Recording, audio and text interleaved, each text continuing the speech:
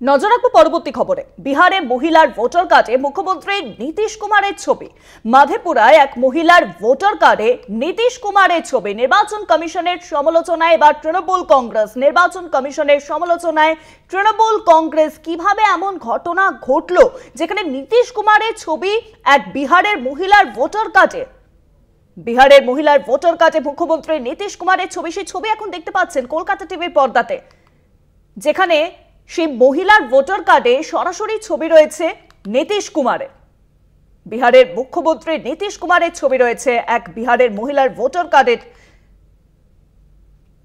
আর জানিয়ে রাখি আপনাদেরকে পাশাপাশি যে বিহারে কিন্তু নভেম্বর ডিসেম্বরেই সেখানকার বিধানসভা নির্বাচন, আর তার মাঝেই এই কাণ্ড নিয়ে শুরু হয়েছে চর্চা। ইতিমধ্যেই নির্বাচন কমিশনের সমালোচনায় সরব তৃণমূল কংগ্রেস।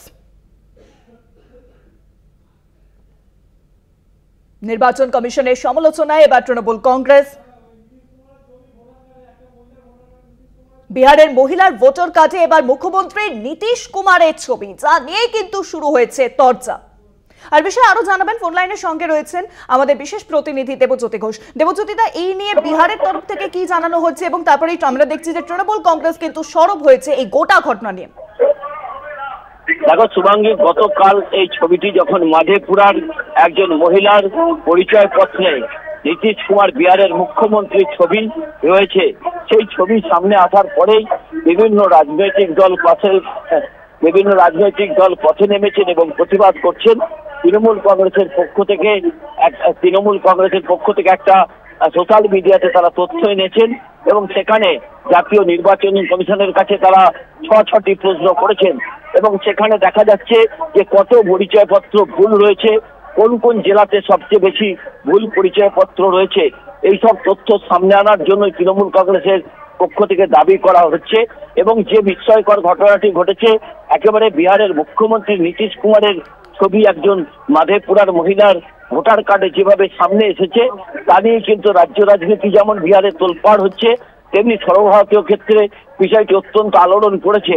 যদি রাজ্যের প্রধানমন্ত্রী এই মুখ্যমন্ত্রীর ছবিকে নিয়ে এইভাবে নির্বাচন কমিশনের যে ভুল তথ্যগুলো সামনে আছে, তাহলে তো মানুষের মধ্যে প্রশ্ন আছে এবং সেই মতোই কিন্তু তৃণমূল কংগ্রেস সরব হয়েছে।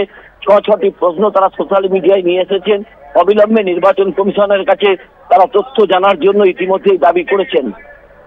অনেক ধন্যবাদ দেবজ্যোতিদা। ফোন লাইনের সঙ্গে ছিলেন আমাদের বিশেষ প্রতিনিধি দেবজ্যোতি ঘোষ। অর্থাৎ বিহারে কিন্তু সামনেই রয়েছে সেখানকার বিধানসভা নির্বাচন, আর এই নির্বাচনে একের পর এক যেভাবে নির্বাচন কমিশনকে দোষা হচ্ছে, কারণ সেখানে আমরা দেখেছি যে বার্থ সার্টিফিকেট থাকতে হবে, কোনো প্রমাণপত্রই চলবে না বলে স্পষ্টত জানানো হয়েছে।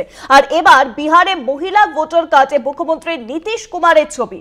মাধেপুরায় এক মহিলার ভোটার কার্ডে নীতিশ কুমারের ছবি। নির্বাচন কমিশনের সমালোচনায় এবার তৃণমূল কংগ্রেস।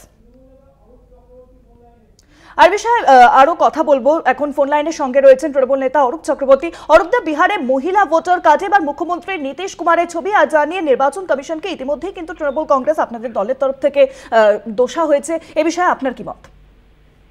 প্রথম কথা, মহিলা ভোটের মুখে নীতিশ কুমারের ছবি শুধু তাই নয়, আসলে গোটা ভারতবর্ষের নির্বাচন প্রক্রিয়াটাকে যে হাস্যকর জায়গায় নিয়ে গেছে, তাতে আগামী দিন নির্বাচন কমিশনের জায়গায় নরেন্দ্র মোদীর ছবিটা দিয়ে দিতে পারে। কারণ আমরা দেখেছি যে 6 মাসে শুধুমাত্র মহারাষ্ট্রে ভোটের আগে 40 লক্ষ লোকের নাম উঠে যায়। আবার যখন বুঝতে পারছি বিহারে বেকায়দায় পড়বে, তার জন্য ভোটারদের নাম বাদ দেওয়ার জন্য ভোটারদের বাবা মায়ের বার্থ সার্টিফিকেট দেওয়া হয়। এটা ওই তুগলকি শাসন চলছে না তালিবানি শাসন চলছে বোঝা যাচ্ছে না। আজকে ওই জন্য সুপ্রিম কোর্টের কাছে থাপ্পড় খেতে হয়েছে। আজকে সুপ্রিম কোর্ট সরাসরি করে বলেছে যে এইভাবে ভোটার তালিকায় নাম কারুর বাদ দেওয়া যায় না।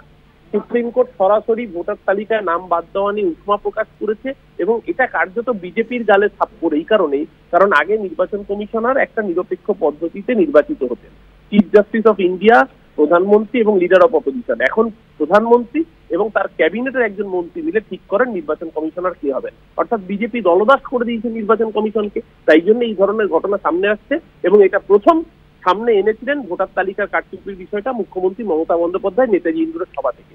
আজকে রন্ধ্রে রন্ধ্রে প্রমাণ হচ্ছে এবং যে ঘটনার কথা আপনারা বললেন সেটা আরো মমতা বন্দ্যোপাধ্যায়ের দাবিকেই সত্য বলে প্রমাণ করছে যে নির্বাচন কমিশনকে কাজে লাগিয়ে পুরো ভোটার তালিকায় কারচুপির কাজ করছে ভারতীয় জনতা পার্টি। অনেক ধন্যবাদ অরূপ বাবু। ফোন লাইনের সঙ্গে ছিলেন তৃণমূল মুখপাত্র অরূপ চক্রবর্তী।